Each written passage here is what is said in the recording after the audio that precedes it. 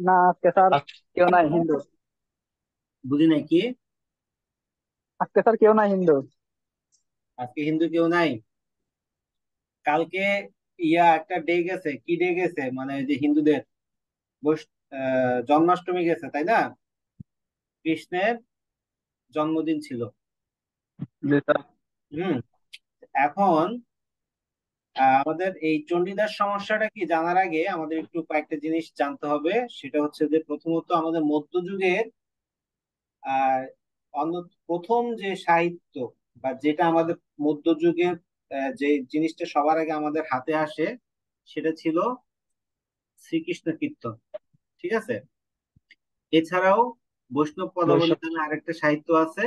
সেটাও কি অনেক আগে থেকে আহ এই বাংলায় প্রচলিত ছিল। বৈষ্ণব পদাবলী হচ্ছে মূলত রাধা এবং কৃষ্ণকে প্রেমের স্বরূপ হিসেবে এই যে তাদের আহ ইয়ার জন্য, আরাধনার জন্য কিছু গান, হ্যাঁ, যেগুলো লেখা হয়েছিল সেগুলো হচ্ছে বৈষ্ণব পদাবলী। এই বৈষ্ণব ধর্মের মূল যে আহ পাঠ্য বা বৈষ্ণব ধর্মের যে মূল যে বিষয়বস্তু সেগুলোই হচ্ছে বৈষ্ণব পদাবলীতে কি দেয়া হয়। যেমন মনে করো আমরা এই কি করি, হাদিস পড়ি, কোরআন পড়ি, তাই না? ঠিক তেমনি বৈষ্ণব ধর্মাবলী যারা আছে তারাও কি এই বৈষ্ণব পদাবলী পড়ে। আবার এখন প্রশ্ন আসতে পারে, স্যার বৈষ্ণব ধর্মটা আবার কি জিনিস? বৈষ্ণব ধর্ম হচ্ছে, আমরা ওই যে পড়েছিলাম প্রাচীন যুগে 1204 খ্রিস্টাব্দে, না,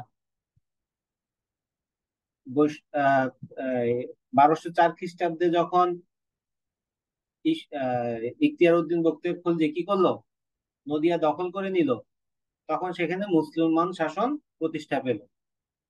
এরও আগে সেন শাসন যখন ছিল, সেন শাসন আমলে আমরা জানি যে হিন্দু ধর্মের বর্ণ প্রথার কারণে আহ অনেক সমস্যা তারা পড়েছিল।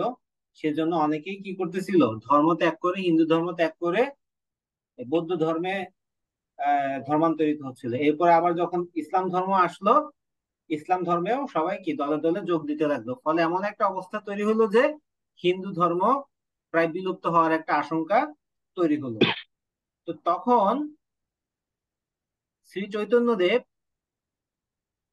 সে কিন্তু মাত্র খুব অল্প বয়সে, 15 বছর বয়সে ঘর থেকে বের বের হয়ে যায়। এবং সে গীতা, রামায়ণ, মহাভারত সবকিছু, মানে তার কিন্তু কি ছিল, ভালো জ্ঞান ছিল এসব ব্যাপারে। তো এই হিন্দু ধর্মের এইসব সকল জ্ঞানকে সে করে সে হিন্দু ধর্মের একটা আহ সংস্কার করা রূপ আনয়ন করলো। সে বুঝতে পারলো যে কি মূলত এই বর্ণ প্রথার কারণেই সবাই কি হিন্দু ধর্ম ত্যাগ করতেছে, বিশেষত যারা নিম্ন বর্ণের হিন্দু যারা আছে তারা কি করতেছিল, হিন্দু ধর্ম ত্যাগ করতেছিল।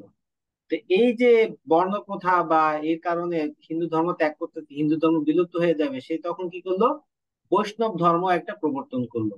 এবং সেই বৈষ্ণব ধর্মে কোনো জাতপাত থাকবে না, এরকমই সে একটা থিওরি দিল। এবং এখানে তাদের মূল ইয়ে ছিল যে রাধা এবং কৃষ্ণ। রাধা হচ্ছে আমাদের এই সৃষ্টি, পৃথিবীর যে সৃষ্টি আছে জীবাত্মা, সেটার প্রতীক। আর কৃষ্ণ হচ্ছে পরমাত্মা বা সৃষ্টিকর্তার প্রতীক। তো বৈষ্ণব ধর্মের মূল বিষয়বস্তু হচ্ছে যে আর এই আহ, সৃষ্টিকর্তা তার হ্যাঁ, সৃষ্টি ভালোবাসে। ঠিক নবদি তেমনি মামুন সাহেব বললো বলে আমি বলে দিবি নইলে নবুদিনে আমি বলে একখানা, দিতে পারবো। তোমার ইয়াবে একখানা মিউট দিয়ে রাখো না, নবুদিনে আরো নবুদির আর হতাই হাড়িদার নবুদি কথা একটা বলতে গেছে, এখন এটা খেয়ে হারাই দিচ্ছে। বারবার বলছি যে তুমি কথা বলার আগে তোমার মিউট আছে কিনা দেখে নিবা। তো যা বলছিলাম যে কৃষ্ণ হচ্ছে পরমাত্মা বা সৃষ্টিকর্তা, ঠিক তেমনি রাধা হচ্ছে জীবাত্মা বা সৃষ্টি। তো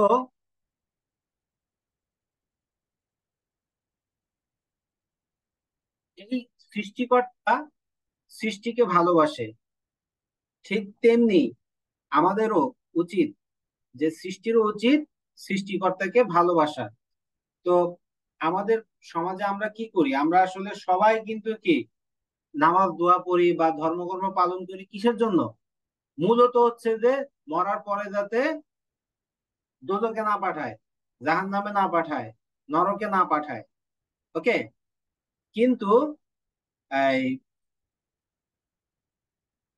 আমরা কেউ এটা চিন্তা করি না যে সৃষ্টিকর্তা আমাদের জন্য এত কিছু দিচ্ছে, সৃষ্টিকর্তা আমাদেরকে কত ভালোবাসে। আমাদের উচিত সৃষ্টিকর্তার প্রতি ভালোবাসা প্রকাশ করা। We are not God loving people, we are God fearing people. আমরা সৃষ্টিকর্তাকে ভয় পাই, কিন্তু সৃষ্টিকর্তা চায়, সৃষ্টিকর্তা কি তার সৃষ্টিকে ভালোবাসে, তাই না? এই জন্য সে কি বলছে, চাচ্ছে সৃষ্টিও তাকে ভালোবাসুক। তো এই যে এই থিম নিয়েই আমাদের বৈষ্ণব ধর্মটা প্রতিষ্ঠিত হলো। এই বৈষ্ণব ধর্মের মূল পাঠ্য বইয়া ছিল যে কি, বৈষ্ণব পদাবলী। এই তো বৈষ্ণব পদাবলী, এই শ্রী চৈতন্য দেব যেহেতু বৈষ্ণব ধর্মের প্রবর্তন করেছিল, শ্রী চৈতন্য দেব কি করত, চণ্ডীদাস নামে একজন লেখক ছিল, তার লেখা বৈষ্ণব পদাবলী সে নিয়মিত পাঠ করত। এটাকে এখন আমরা আমাদের বইতে দেখবো যে কি, সে আস্বাদন করত। আস্বাদন মানে কি, কোনো কিছু টেস্ট করে দেখা, কোনো কিছুর স্বাদ গ্রহণ করা, কোনো কিছুর আহ মজাটা নেয়া, ঠিক আছে? তো এখন এই এই চণ্ডীদাস, বাংলা সাহিত্যে অনেকগুলো চণ্ডীদাস আবিষ্কার হলো পরবর্তীতে। এইটা নিয়েই একটা সমস্যা তৈরি হলো, সেটা হচ্ছে আমাদের চণ্ডীদাস সমস্যা। তো তোমাদের এই চণ্ডীদাস সমস্যাটা খুবই গুরুত্বপূর্ণ, এটা পরীক্ষা আসার সম্ভাবনা খুব বেশি। মধ্যযুগের আমরা কিন্তু এই যে বাংলা সাহিত্যের ইতিহাস আর প্রাচীন যুগ ও আধুনিক যুগ, আর কয়েকটা ক্লাস করলে আমাদের এই সবচেয়ে কঠিন অংশটা শেষ হয়ে যাবে। তো আমরা প্রায় বলা যায় যে এই বাংলা সাহিত্যের ইতিহাসের প্রায় শেষ পর্যায়ে চলে আসছি। এরপরে আমরা শুরু করব মধ্যযুগের কবিতা। তো যাই হোক, এই চণ্ডীদাস সমস্যাটা কি আমরা একটু প্রথমে সংক্ষেপে দেখি।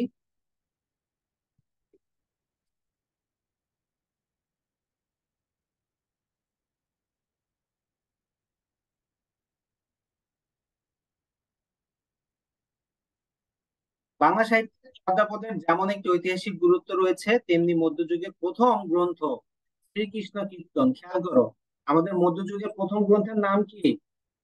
প্রথম গ্রন্থের নাম শ্রীকৃষ্ণ হচ্ছে যে কীর্তন। শ্রীকৃষ্ণ কীর্তন। ওই যে কীর্তন কাব্য। 1916 সালে চর্যাপদ প্রকাশিত হলো না, ঠিক তেমনি 1916 সালেও কি এই শ্রীকৃষ্ণ কীর্তনও কি বঙ্গীয় সাহিত্য পরিষদ থেকে প্রকাশিত হলো। এবং মধ্যযুগের প্রথম কাব্য, মানে মধ্যযুগের যতগুলো নিদর্শন পাওয়া গেছে তার সবার আগের নিদর্শনটা পাওয়া গেছে এই শ্রীকৃষ্ণ কীর্তন। এই শ্রীকৃষ্ণ কীর্তনটা চণ্ডীদাস কর্তৃক রচিত।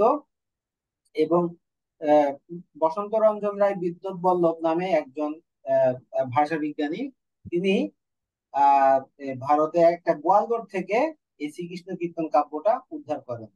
তো এই যে শ্রীকৃষ্ণ কীর্তন কাব্য আবিষ্কারের আগেও আমাদের কিন্তু কি, আমি আগে বলেছিলাম যে শ্রীকৃষ্ণ কীর্তন আমাদের আগেও আমাদের এই বাংলা সমাজে ছিল, মধ্যযুগের পদাবলী সাহিত্য সহ অন্যান্য সাহিত্য প্রচলিত ছিল, তাদের কি জনপ্রিয়তাও ছিল। পদাবলী চণ্ডীদাস, এই পদাবলী গুলো রচনা করেছিল কে? চণ্ডীদাস।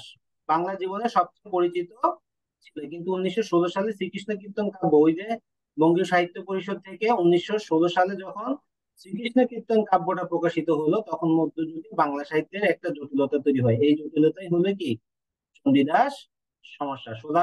আমি সোজা বাংলায় বলি, মানে একাধিক, তখন হয়েছে যে কি, যেহেতু চৈতন্যদেব চণ্ডীদাসের লেখা আস্বাদন করত বা চণ্ডীদাসের লেখাটাই পাঠ করত, তো তখন যে কবি হয়েছে, যার মুখ দিয়ে সে কবিতা লিখছে বা বৈষ্ণব পদাবলী লিখছে, সে নিজের নাম না লিখে লিখে দিছে চণ্ডীদাসের নাম।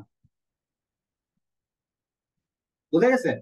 যেমন মনে করেন আমরা ফেসবুকে কি করি, অনেকে কপি পেস্ট করে নিজের নামে চালাই দিই লেখা, দেই না এরকম? হ্যাঁ, তো এই যে এই জিনিসটাই তখন একটা দেখা দিল যে সবাই কি করলো, মানে চণ্ডীদাসের প্রতি যেহেতু চৈতন্যদেব যেহেতু চণ্ডীদাসের লেখাই পাঠ করে, তো এই চৈতন্যদেব যাতে তার লেখাটা পাঠ করে বা ভক্ত মহলে যাতে এটা গ্রহণযোগ্যতা বেশি পায়, তাই নিজের নাম না লিখে তারা কি করলো, চণ্ডীদাস নামে লিখে দিল। লিখছে মনে করো রহিম মিয়া, কিন্তু লিখে দিছে কি কবির নাম চণ্ডীদাস। লিখছে মনে করো সাগর দাস, লিখে দিছে চণ্ডীদাস। লিখছে মনে করো অনিলা দেবী, লিখে দিছে চণ্ডীদাস।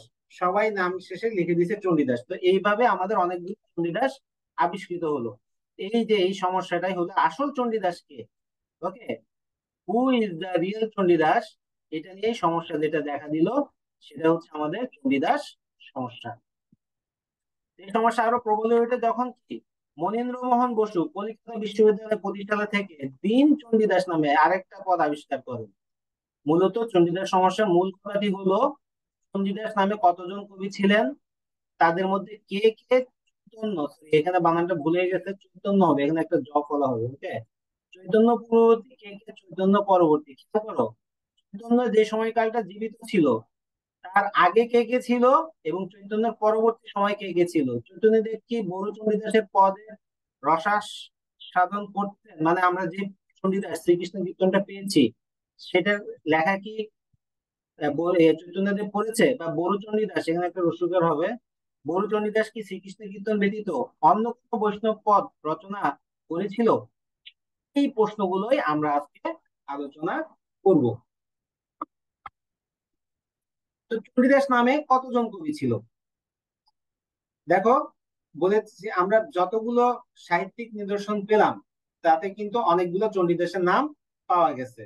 তো চণ্ডীদাসের সংখ্যা নির্ণয় গবেষকরা প্রমাণ, যুক্তি, তথ্যবহুল গবেষণা করে মধ্যযুগীয় চণ্ডীদাসের সংখ্যা নির্ণয় করেছেন। তাদের মতে পদাবলীর সর্বজন প্রিয় চণ্ডীদাস ভিন্ন, মানে এই সর্বজন প্রিয় সবার প্রিয় চণ্ডীদাস যে আসল চণ্ডীদাস সে ছাড়াও, হ্যাঁ, শ্রীকৃষ্ণ কীর্তন কাব্যের বড় চণ্ডীদাস বলে একজন চণ্ডীদাস আছে, তেমনি শ্রীকৃষ্ণ কীর্তনে বাসুলির আদর্শে দ্বিজ চণ্ডীদাস ভনে, এটি বড় চণ্ডীদাসের পদ নয়।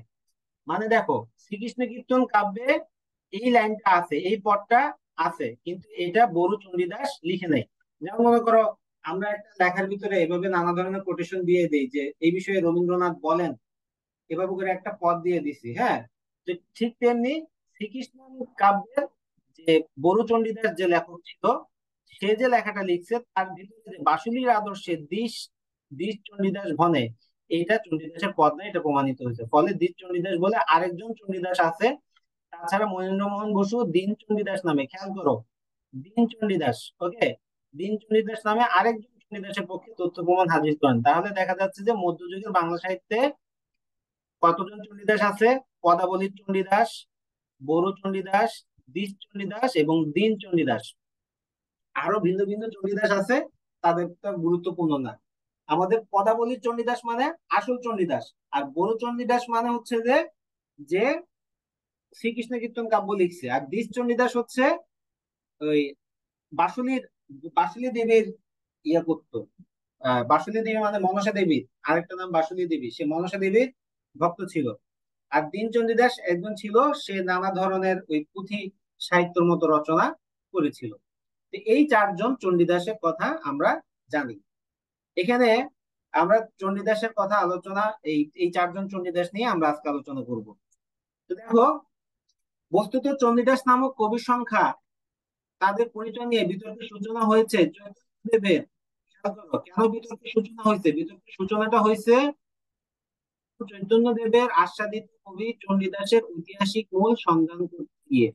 মানে আমাদের এই চৈতন্যদেব, হ্যাঁ, যার যে কবি চণ্ডীদাসের কি লেখা কি করতো, আস্বাদন করতো বা মানে পড়তো, নিয়মিত পাঠ করতো, হ্যাঁ, তার ঐতিহাসিক যে মূল আসল কি সেটা বের করতে গিয়ে আমাদের এই সমস্যাটা দেখা দিল। বড় চণ্ডীদাসের শ্রীকৃষ্ণ কীর্তন আবিষ্কারের আগে চণ্ডীদাসের ভণিতা যুক্ত অনেক পদ পাওয়া যাচ্ছিল। এই ভণিতা কি? ভণিতা হচ্ছে যে যে কোনো কিছুর একটা ভূমিকা লেখা থাকে। মনে করো আমরা একটা বই নিব, বই নিলে বইয়ের আগে একটা ভূমিকা লেখা থাকে না, মানে এই বইটা কি বিষয়ে কেন লেখা হয়েছে, কি উদ্দেশ্যে লেখা হয়েছে, হ্যাঁ, কিভাবে কে কে সাহায্য করছে, এরকম একটা ভূমিকা লেখা থাকে। এই ভণিতা মানে হচ্ছে সেই ভূমিকা। এরকম মধ্যযুগেও কি কাব্য রচনা করার আগে ভণিতাতে তারা এই কথাগুলো লিখতো। যেমন আমরা মধ্যযুগের বিভিন্ন ধরনের মঙ্গল কাব্য পড়বো, মঙ্গল কাব্যগুলোর সবগুলো ভণিতাতে একটা কমন জিনিস দেখবো, দেখি তারা স্বপ্নে আদিষ্ট হয়েছে। এখানে আরেকটা জিনিস দেখবো যে তারা স্বপ্ন দ্বারা তাদের অমুক দেবী এসে করতে বলছে। হ্যাঁ, তারপরে আবার দেখবো যে ওখানে দেব দেবীরা কি স্বর্গে ছিল এক সময়, ওখান থেকে কোনো কারণে তারা অভিশাপগ্রস্ত হয়ে পৃথিবীতে আসে। পৃথিবীতে এসে কোনো দেবীর পূজা প্রচলন করে তারপর তারা আবার কি হয়, স্বর্গে ফিরে যায়। তো এরকম আমাদের কমন কিছু ভূমিকা বা ভূমিকা আমরা চণ্ডীদাসের ইয়েতে দেখতে পাই। তো এরকম অনেকগুলো পদ পাওয়া যাচ্ছিল তখন সাধারণ বাঙালি মানুষের, মানে আমাদের একজন সাধারণ বাঙালি হিসেবে চণ্ডীদাস ছিলেন একজন। একজন তারা কখনো ভাবতে পারেনি যে একজনের বেশি চণ্ডীদাস থাকতে পারে। শ্রী বোধের চৌধুরী একটা কথা বলছে, দেখো কি বলছে: একজনের বেশি বৈষ্ণব পদকর্তার যে চণ্ডীদাস না থাকা সম্ভব, এই কল্পনাও এই কালে ছিল স্বপ্নাতীত। এই সম্বন্ধে সংশয় অবশ্য শ্রীকৃষ্ণ কীর্তন আবিষ্কারের আগে থেকে উদ্ভূত হতে আরম্ভ করেছিল। মানে বাঙালিরা চিন্তাই করতে পারে নাই যে চণ্ডীদাস একজনের বেশি থাকতে পারে। চণ্ডীদাস একজন ছাড়া আরো অন্য কেউ হতে পারে, যেমন আমাদের দেশে হুমায়ুন আহমেদ কয়জন আছে? একজন আছে। এখন কেউ যদি এসে বলে যে আমি হুমায়ুন আহমেদ, আমি হুমায়ুন আহমেদ, তাহলে এটা কি একটা কনফিউশন তৈরি হবে না? তো এই বাঙালিরাও কি এই কথাটা কল্পনাও করতে পারে নাই যে একজনের বেশি চণ্ডীদাস থাকতে পারে। তো বঙ্গীয় সাহিত্য পরিষদ থেকে যখন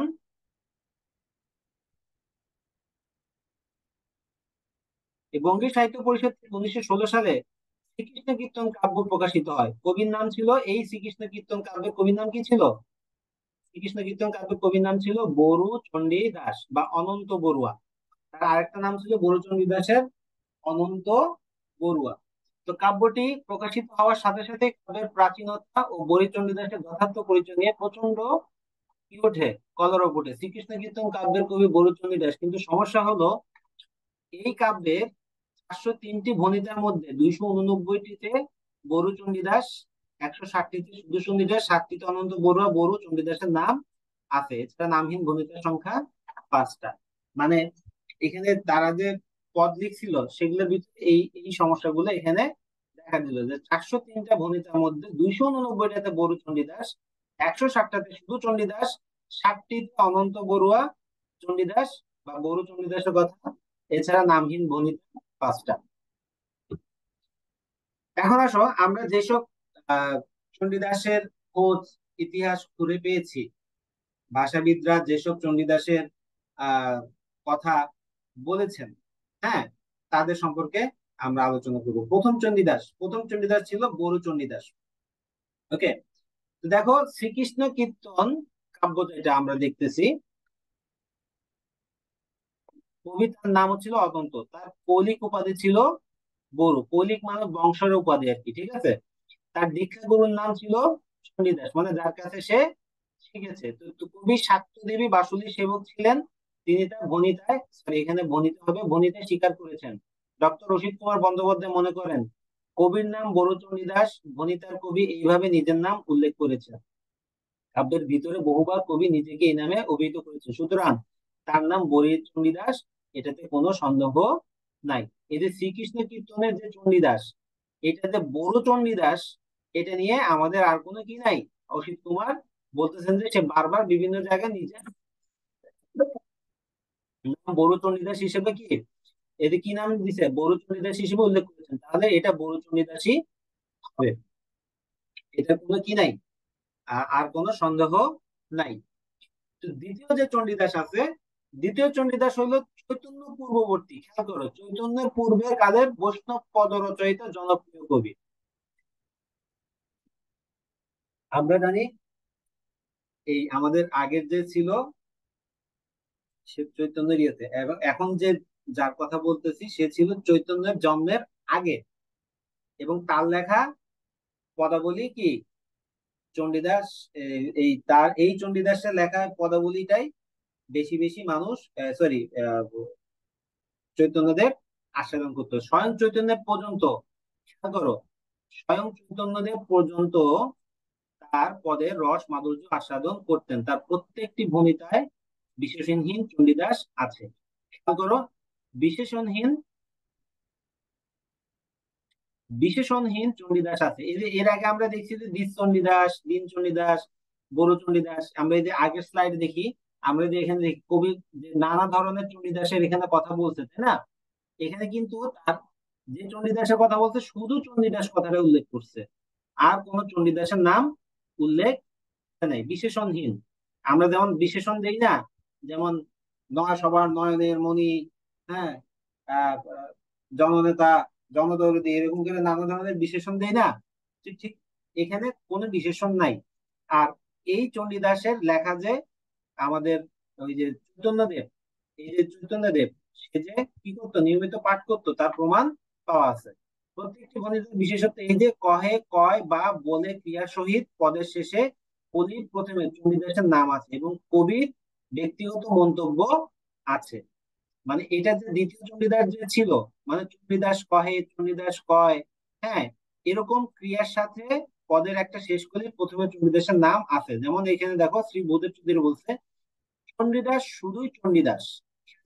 চণ্ডীদাস দুই চণ্ডীদাস, তিনি বড় চণ্ডীদাস নহেন, দ্বিজ চণ্ডীদাস নহেন, দীন চণ্ডীদাস নহেন, কোন সহজিয়া পদের রচয়িতা আদি চণ্ডীদাস রসিক চণ্ডীদাসও নহেন।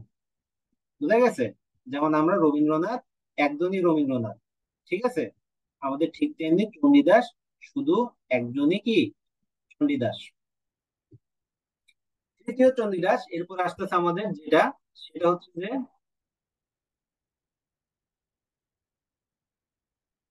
এই যে তৃতীয় চণ্ডীদাস, এই তৃতীয় চণ্ডীদাস হলো দীন চণ্ডীদাস। ইনি কৃষ্ণলীলার আখ্যান কাব্য তথা পালাগানের রচয়িতা। পালাগান, পালাগান বুঝো? পালাগান কোনগুলা? ওই যে আমরা শুনি না, শোনো শোনো দেশবাসী শোনো দিয়া মন, হ্যাঁ, এরকম করে গানের ইয়েতে এতে নানা ধরনের গান গাই যে। ওই যে আরেকটা গান আছে যে আমরা ওই যে দেখা না দিলে বন্ধু কথা কইব না, ওখানে একটা গান গায় না, 12 মাসের 12 ঋতু, আহ এরকম করে কথা একটা বলে না, এগুলো হচ্ছে আমাদের পালা গান, ঠিক আছে। এই পালা গানের রচয়িতা ছিল কে? দীন চণ্ডীদাস। তিনি খুব বিখ্যাত বা উচ্চাঙ্গের কবি নন, মানে তার কোয়ালিটি অতটা হাইলে ইয়ে ছিল না, তার দর্শন চিন্তা অতটা উচ্চমার্গীয় ছিল না, সে অতটা ক্লাসিক্যাল চিন্তা করতে পারতো না। তার পুস্তক প্রকাশিত হলে দেখা গেল প্রতিটি আদি অন্ত সুপরিকল্পিত পালার আকারে লেখা, মানে একদম প্রথম থেকে শেষ পর্যন্ত সে পালার আকারে লিখছে। সে কিন্তু বৈষ্ণব পদাবলীর জন্য লিখে নাই, বৈষ্ণব পদাবলী গুলো ছিল ছোট ছোট, ঠিক আছে, ছোট ছোট করে হঠাৎ করে আমার মনের যে চিন্তাটা আসতেছে সেটাই এখানে লেখা। তো আগাগোড়া কাব্যে চণ্ডীদাসের বর্ণিত রয়েছে বেশিরভাগ স্থলে কেবল চণ্ডীদাস, তাছাড়া দীন চণ্ডীদাস, দীনক্ষণ চণ্ডীদাস, দ্বিজ চণ্ডীদাস নামগুলো ব্যবহৃত হয়েছে। এই কাব্যের বিষয়ে চৈতন্য পরবর্তী ধর্ম ও রসশাস্ত্রগত পরিকল্পনার প্রভাব লক্ষণ স্পষ্ট। খেয়াল করো, এই কাব্যের বিষয়ে চৈতন্য পরবর্তী মানে চৈতন্য মারা যাওয়ার পরে যে ধর্ম ও রস শাস্ত্রগত পরিকল্পনার প্রভাব, চৈতন্য মারা যাওয়ার পরে বৈষ্ণব ধর্মাবলীতে অনেক চেঞ্জ আসছিল, সেই রস, সেই ধর্ম চেঞ্জ, সেই পরিকল্পনার যে ইয়েগুলো আছে, সেগুলোর একটা প্রভাব এখানে আমরা স্পষ্ট রূপে দেখতে পাচ্ছি। সর্বশেষ আসতেছে আমাদের চতুর্থ চণ্ডীদাস।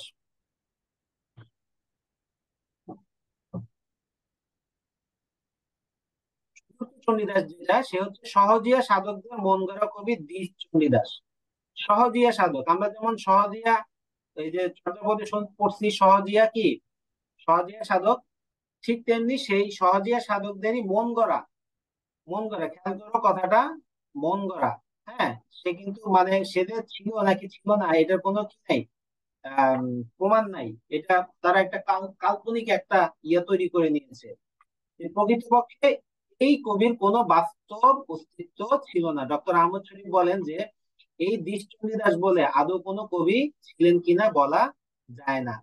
তো যাই হোক, অষ্টাদশ ও ঊনবিংশ শতকে লিপিকৃত দুইটি পুঁথিতে দ্বিজ চণ্ডীদাসের কিছু পরিচয় পাওয়া গেলেও নির্ভরযোগ্য কোনো প্রমাণ মেলে না, তাই এই কবির অস্তিত্ব অস্বীকার করা যায়। এখানে বানানটা ভুল করে দেওয়া, অস্বীকার্য হবে, ঠিক আছে, অস্বীকার্য। এখন দেখো বিভিন্ন মনীষীর মতে আমরা দেখি যে দীনেশ চন্দ্র সেন, আমরা দীনেশ চন্দ্র সেনের নাম প্রথমে শুনেছি, দীনেশ চন্দ্র সেন, তিনি, তার মতে চণ্ডীদাস কিন্তু একজনই আছে। ওই যে আমাদের প্রথমে বড় চণ্ডীদাস আর আসল চণ্ডীদাস নিয়ে যে কথাটা উঠছিল, তিনি বলতে চাইছেন যৌবনে যে চণ্ডীদাস তীব্র আদিরসাত্মক কাব্য রচনা করেছিল, পরিণত বয়সে তিনি আধ্যাত্মিক রস সমৃদ্ধ পদাবলী রচনা করেন। এখানে আমাদের এই আদিরসাত্মক শব্দটার অর্থ কি কে বলতে পারবে? আর আধ্যাত্মিক শব্দটার অর্থ কি কে বলতে পারবে?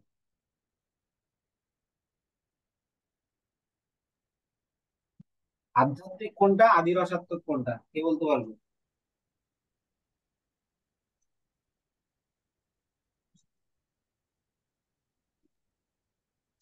তার আধ্যাত্মিক করতে যেটা হয়তো এই কল্পনার মধ্যে যেটা বিশেষ করে ওটা আদিবাসী ওটা তো বুঝতেছি না।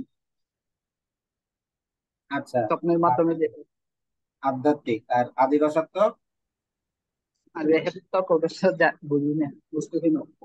বুঝতেছো না? আচ্ছা, আমি যে কথাগুলো বলবো সোজা বাংলায় বলে দিব, লজ্জা পাওয়ার কিছু নেই। ঠিক আছে? ঠিক আছে। আদিরসাত্মক মানে হচ্ছে যে এখানে সেক্স সিম্বল কথাবার্তা থাকবে। যেমন শ্রীকৃষ্ণ কীর্তন যেটা লিখছে বরুচণ্ডী দাস, সেখানে সে এক জায়গায় বলতেছে যে রাধা কৃষ্ণকে বলতেছে যে তুমি পানিতে ডুবে মরো না কেন, যমুনার বিয়েতে ডুবে মরো না কেন। তো সেখানে কৃষ্ণ তাকে বলতেছে তুমি তোমার দুই উরু ফাঁক করো, তোমার যে মধ্যে যমুনা আছে সেই যমুনাতে আমি ডুবে মরবো। তারপর আরেক জায়গায় রাধা বলতেছে গলায় কলসি বেঁধে পানিতে ডুবো, বলে যে তোমার বুকের ইয়া দুইটা নিয়ে আমার গলায় বেঁধে দাও, আমি ওইটা নিয়ে পানিতে ডুবে মরি। তো এখানে এরকম অশ্লীল কথাবার্তা যখন থাকে সেটাকে বলা হয় আদি রসাত্ম। ঠিক আছে? আর আহ আধ্যাত্মিক মানে হচ্ছে যে আধ্যাত্মিক মানে হচ্ছে যে তোমার এখানে অনেক দার্শনিক কথাবার্তা যেগুলো থাকবে। ওকে? যেমন মনে করো আহ আমরা লালনের গান শুনছি যে খাঁচার ভিতর অচিন পাখি কেমনে আসে যায়, ধরতে পারলে মনে বেরি দিতাম তাহার পায়। ওকে? তো মানে আমরা খাঁচার ভিতরে একটা পাখি এই যে যে একটা আধ্যাত্মিক কথাবার্তা বলতেছে এখানে, মানে সে সরাসরি একটা কথা না বলে একটা ইনডিরেক্টলি একটা অনেক জীবনের বড় একটা দর্শনের কথা উল্লেখ করতেছে। ওকে? আর আদি রসাত্মক মানে হচ্ছে সরাসরি এখানে শারীরিক বর্ণনা, শারীরিক যে যৌন আহ কথাবার্তা, সেগুলোর কথা। ঠিক আছে? এখন দীনেশ চন্দ্র সেন বলতেছে যে আমাদের যে মরুচরী দাস আছে সে বয়স অল্প থাকতে আদিরসাত্মক কথাবার্তা লিখছে, আর যখন বয়স বাড়ছে তখন সে আধ্যাত্মিক পদাবলী রচনা করছে। ঠিক আছে? তো এখানে তার ভাষায় কবি চণ্ডীদাস ও কৃষ্ণ কীর্তন রচয়িতা যে অভিন্ন ব্যক্তি তৎসম্বন্ধে আমার সংশয় নাই। এই মত গ্রহণ করার পূর্বে প্রথমে দেখা যাক মহাপ্রভু চৈতন্যদেব বড় চণ্ডীদাসের শ্রীকৃষ্ণ কীর্তনের পদ আস্বাদন করেছিল কিনা। কৃষ্ণদাস কবিরাজের শ্রী চৈতন্যমৃততে আছে শ্রী চৈতন্য চরিতামৃত। এটা হচ্ছে যে শ্রী চৈতন্যের জীবনী, বুঝছো? শ্রী চৈতন্য চরিতামৃত হচ্ছে শ্রী চৈতন্যের জীবনী, এবং কৃষ্ণদাস কবিরাজ সেটা লিখেছিল। মানে শ্রী আমাদের এটা কিন্তু বাংলা সাহিত্যের প্রথম জীবনী। আমাদের বাংলা সাহিত্যের প্রথম জীবনী গ্রন্থ হচ্ছে শ্রী চৈতন্য চরিতামৃত, এবং এটা লিখছে কে? কৃষ্ণদাস কবিরাজ। এই কবিরাজ মানে কিন্তু আবার ইয়া না, ওই যে আমাদের যে গাছের ছাল বাকল দিয়ে বিভিন্ন ধরনের কবিরাজি করে সেই কবিরাজ না। এই কবিরাজ মানে হচ্ছে যে কবিদের মধ্যে রাজা, যে যার ভিতরে কবিত্ব গুণ আছে।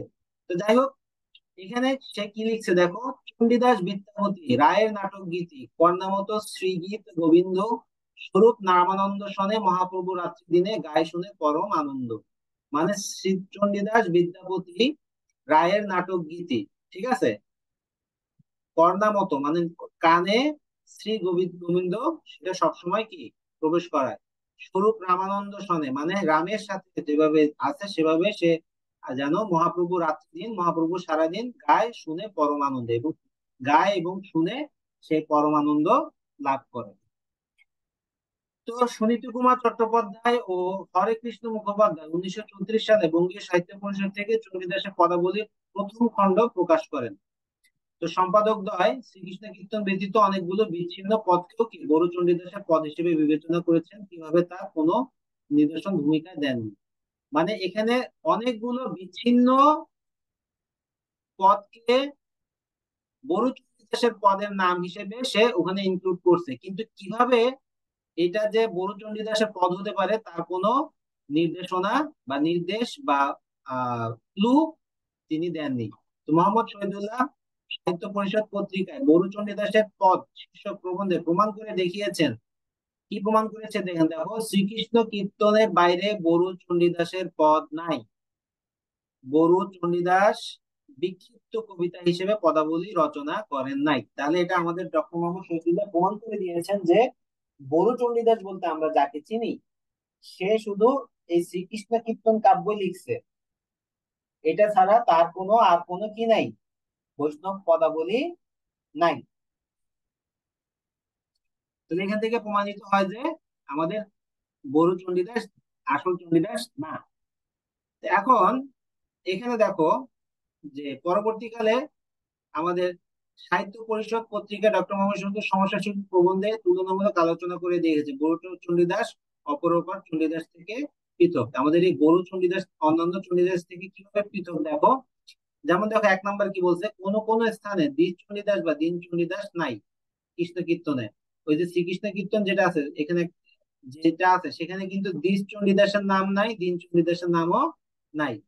তারপর আরেকটা জিনিস দেখো, বরুর চণ্ডীদাসে শ্রীমতী রাধিকার পিতামাতার নাম সাগর ও পদুমা বলেছে, যেটা আসল চণ্ডীদাসের ইয়েতে কি তার এই রাধার নাম অন্য, রাধার বাবা মার নাম কি ছিল, অন্য নামে ছিল। তারপর বরু চণ্ডীদাস রাধার কোন সখী বা শাশুড়ি ননদের নাম উল্লেখ করিনি। এখানে কিন্তু আমরা দেখো, এই যেমন এই যে বরু চণ্ডীদাস যেটা আছে, সে রাধার কোনো সখীও ছিল না, শাশুড়ি ননদের নামও উল্লেখ করে নাই। কিন্তু আমাদের আসল চণ্ডীদাসের ইয়েতে কিন্তু শাশুড়ি ননদ এদের কথা উল্লেখ আছে। কাব্যে রাবের নামাত্ম চন্দ্রবলী, মানে এখানে বরু চণ্ডীদাসের ইয়েতে যেটা আছে সেটা রাধার আরেকটা নাম কি, চন্দ্রাবলী। তারপর শ্রীকৃষ্ণের কোনো সখার নামও নেই, মানে আমাদের যে কৃষ্ণ যার সাথে রাধার প্রেম ছিল তার কোনো বন্ধুর নামও কিন্তু কি উল্লেখ নাই। বরুচণ্ডী দাস প্রেম অর্থে নেহা ব্যবহার করেছেন, মানে ওখানে নানা জায়গায় নেহা কথাটা এসেছে, নেহা কথাটার অর্থই বোঝাতে চেয়েছেন প্রেম। তো বরুচণ্ডী দাস কোথাও রাধাকে বিনোদিনী, কোথাও শ্যাম নামে আখ্যাত করেননি। ওকে, কৃষ্ণকে, সরি, এটা এই এই শব্দটা হবে,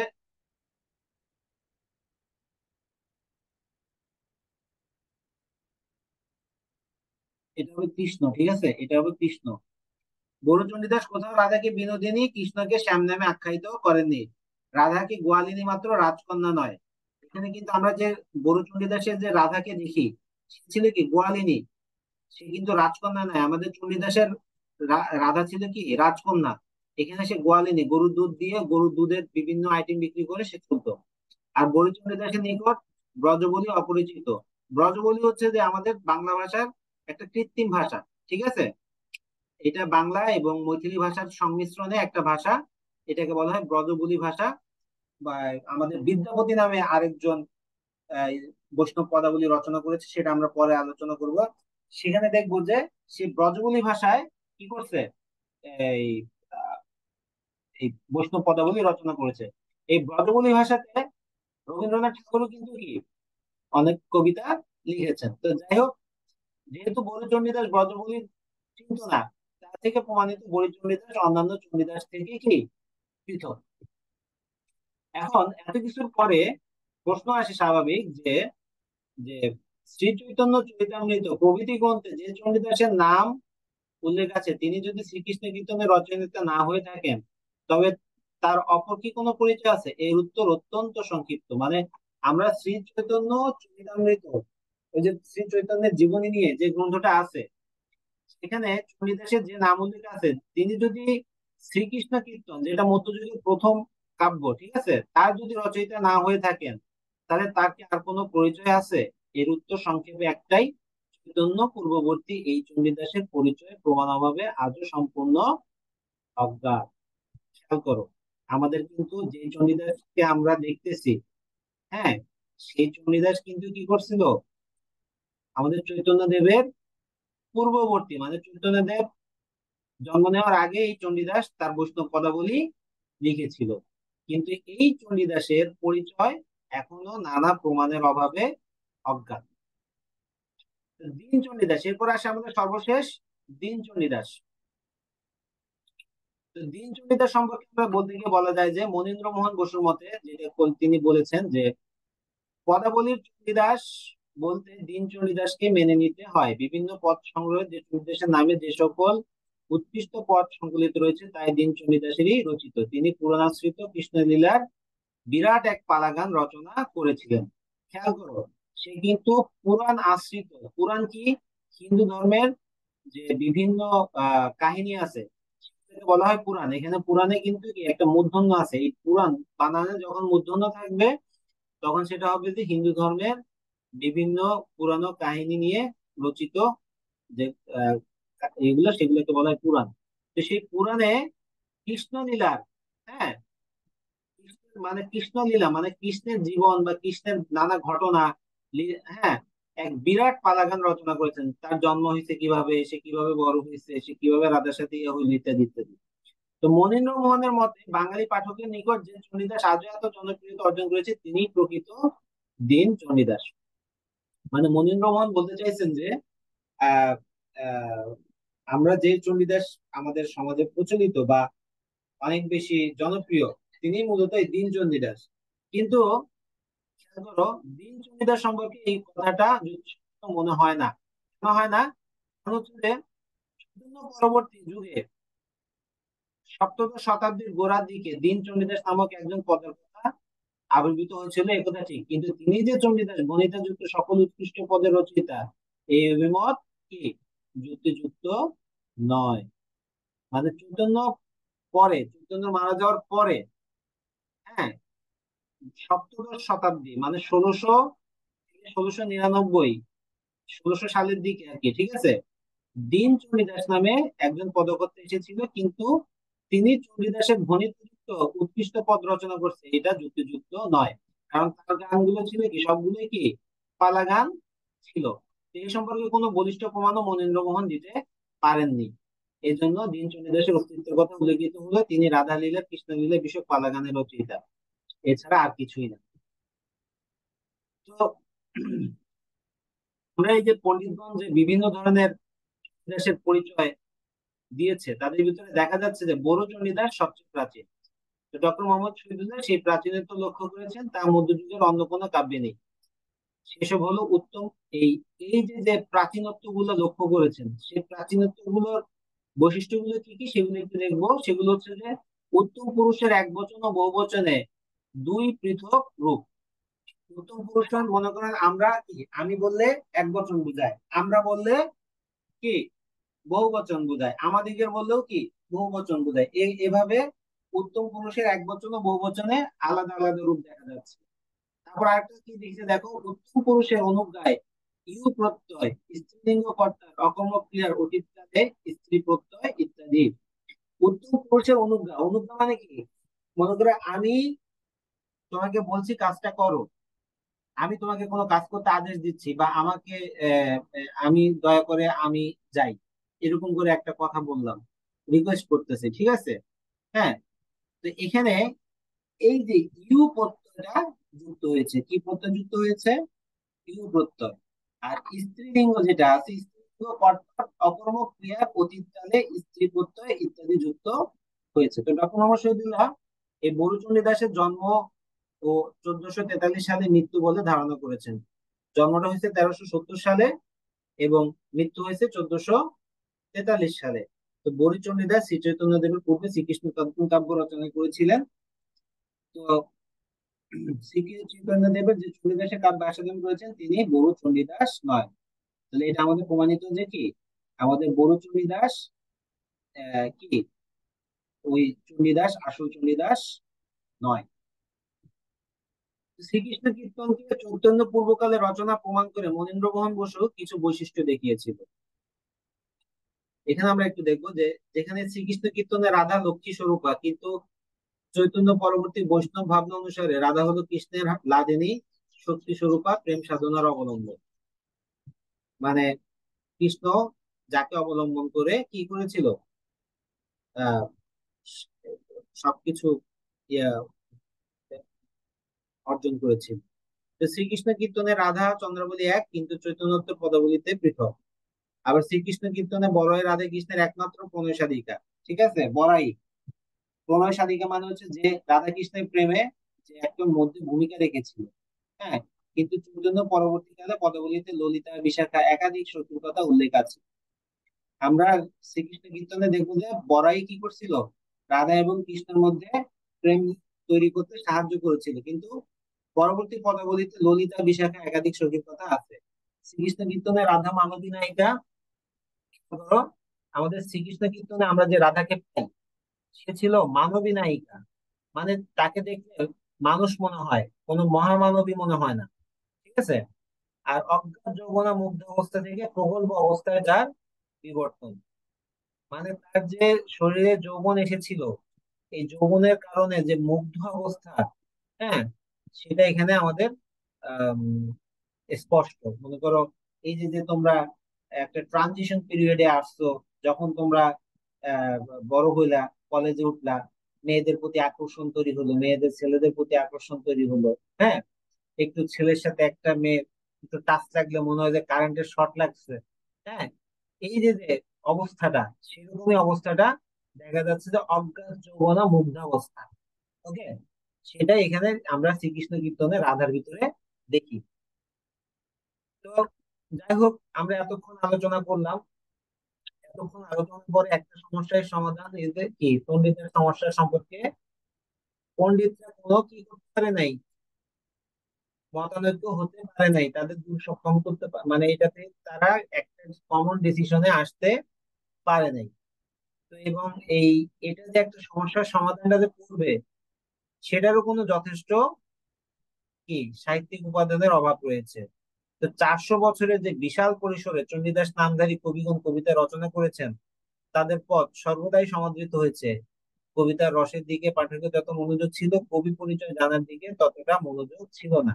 যেমন মনে করো, আমরা একটা মুভি দেখলাম এখন, আমরা এখন মুভি দেখলে আচ্ছা মুভিটা তো অনেক ভালো, এটা নায়ককে, নায়কের নামটা কি, এরকম একটু চিন্তা ভাবনা করি না? বা কেউ একজন একটা কবিতা লিখছে, আরে কবিতা তো অনেক সুন্দর, কবিতাটা কে লিখছে, এটা দেখি না আমরা? কিন্তু মধ্যযুগের আমাদের এরকম ছিল না। তারা শুধু কি ওই কবিতার আসল মজাটাই নিছে, কিন্তু কে রচনা করছে সেটা তাদের কাছে কি উল্লেখযোগ্য ছিল না। তো তাদের সম্পর্কে, আর এই কারণেই কে কবিতাটা রচনা করছে, কার মুখ থেকে এটা বের হয়েছে, হ্যাঁ, সেটা সঠিক তথ্য সংগ্রহ করা জটিলতা থাকায় এটা একটা রহস্যজনক অধ্যায় সৃষ্টি হয়েছে। তাহলে কে যে আসল চণ্ডীদাস, এটা নিয়ে কি এখনো কেউ ডিসিশন নিতে পারেনি, এটা রহস্যজনক হিসেবে আমাদের বাংলা সাহিত্যে রয়ে গেছে। তো এই ছিল আজকে আমাদের চণ্ডীদাস সমস্যা নিয়ে আলোচনা। আমরা ইনশাল্লাহ নেক্সট ক্লাসে আলোচনা করব বৈষ্ণব পদাবলী নিয়ে। তোমরা কিন্তু এই ইয়ে করতেছো না, এটা কি বলে, বাড়ি কাজ করতেছো না। বাড়ি কাজ যদি না করো, আমি বারবার বলতেছি, তোমাদের কিন্তু নিজেদেরই লস হবে। স্যার আমি দিছিলাম, অ্যাপ্রুভ করা হয়নি মনে হয়। অ্যাপ্রুভ তো দেয়া না, সবগুলো তো অটো ইয়ে দেয়া আছে। না স্যার, আচ্ছা, আমি গ্রুপে দিছিলাম কিন্তু এটা পেন্ডিং এ দেখাচ্ছে। আচ্ছা, তাহলে আমি এখানে অ্যাপ্রুভাল তুলে নিব। আচ্ছা, এখন দেখি আমি তোমাদের কিছু প্রশ্ন জিজ্ঞাসা করি। চৈতন্যদেব কে ছিল?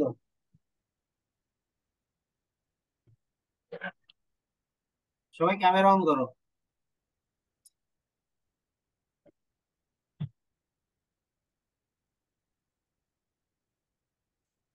চৈতন্যদেব কে ছিল বলো দেখি। এতক্ষণ 1 ঘন্টা ধরে যে বকবক করলাম, চৈতন্যদেব সম্পর্কে কি বুঝছো এটা একটু একটু করো বলো।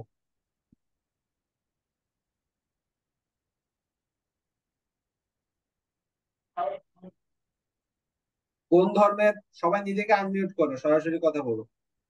কোন ধর্মের প্রবর্তন করেছিল চৈতন্যদেব? বৈষ্ণব ধর্ম। বৈষ্ণব না, বৈষ্ণব।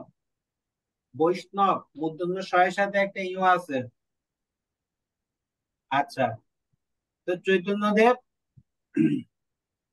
বৈষ্ণব ধর্ম ইয়ে করছিল। আমরা কয়জন চণ্ডীদাসের নাম পাইছি? 4 জন। Very good. তো মধ্যযুগের প্রথম যে কাব্য, সেটার নাম কি?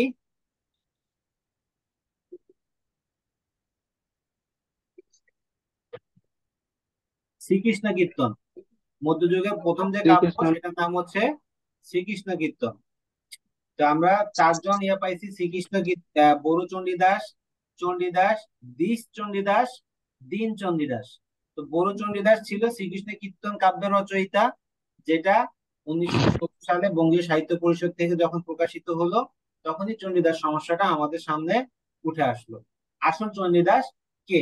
কারণ হচ্ছে যে সমস্যাটা তখনই দেখা দিছে, আমরা এতদিন ধরে যে চণ্ডীদাসের লেখা পড়েছি তাতে কোনো অশ্লীলতা ছিল না, কিন্তু বড়ু চণ্ডীদাসের যে শ্রীকৃষ্ণ কীর্তন আমরা পেলাম, সেখানে যে পদাবলী লেখা হলো, সেখানে দেখতে পেলাম যে অশ্লীলতায় ভরা।